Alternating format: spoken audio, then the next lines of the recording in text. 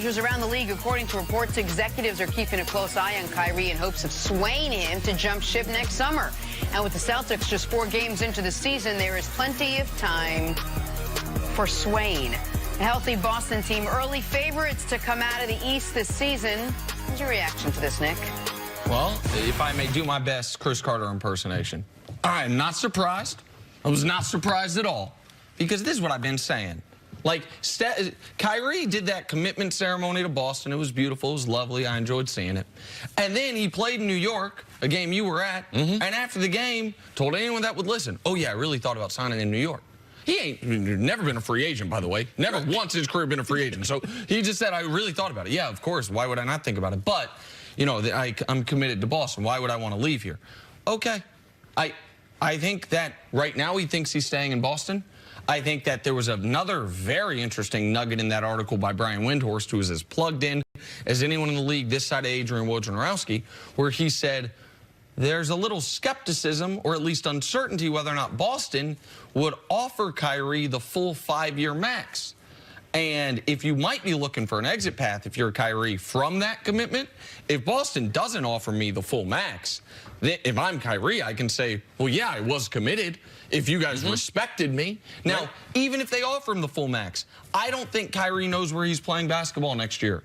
I've been saying this, like, you don't have the personality Kyrie has, the history Kyrie has, as far as saying one thing and a few weeks later feeling another way, and know what you're going to do in July of 2019, in October of 2018. That's not me calling him a liar. That's not me saying he's disingenuous. It's just me looking at his track record and looking at how 20-something-year-old human beings work as far as what they feel today, not necessarily being what they're going to do in 6 months. Yeah, I have 2 concerns as far as Kyrie and his ability to be able to stay there in Boston. Number one is seeing him at the Garden this weekend against the Knicks. I didn't think that his body was where I've seen Kyrie play in person a lot. I've been at practice with Kyrie, and I just thought his body looked a little bit different. He didn't look in the type of shape. His legs didn't look like he had lost some weight. Looked like he didn't have the type of explosiveness that we used to call him.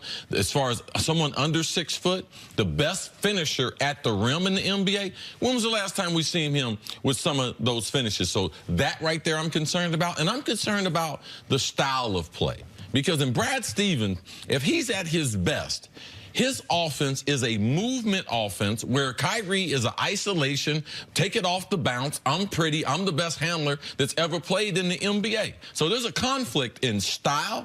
So as far as moving forward, how healthy he's going to be, all point guards wear out their bodies compared to bigger guys in the NBA. So I think there's legitimate concern with, is his future going to be in Boston? Because people in the NBA believe, that's why these reports keep coming out, that he will move on and the Knicks are a legitimate destination. Could Boston do enough with their young guys coming up that maybe it wouldn't be a huge drop-off should Kyrie not stay in Boston? Well, so this is the most interesting thing about the Celtics this year, is that there is no such thing as too much talent in the NBA. We know that. But there is such a thing as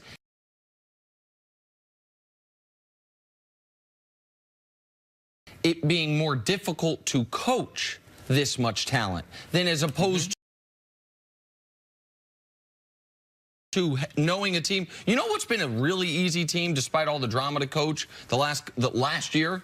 The Cleveland Cavaliers.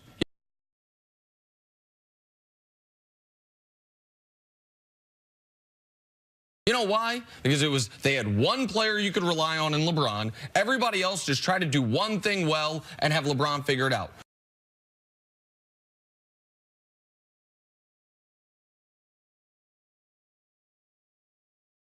Gordon Hayward, who's been an all-star. Kyrie Irving, who's been an MVP candidate. Al Horford, who's been towards being an all-star. Terry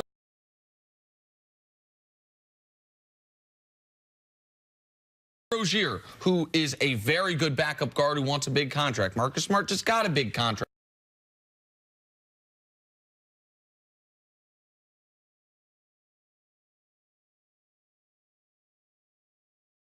And it's always tough to play basketball if we feel like you got to take turns. The first year in Miami, one of the reasons it didn't work, LeBron takes a turn, Wade takes a turn, LeBron takes. It's been disappointing.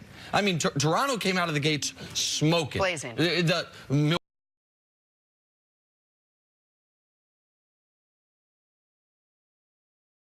1-3, given that game you were at in New York that they got away with the Jason Tatum. Moving forward is Golden State is out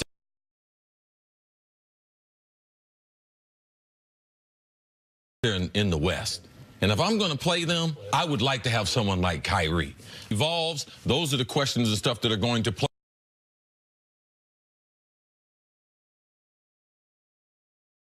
out. But with Golden State, the way they are, I need Kyrie on my team if I'm balling. Because Kyrie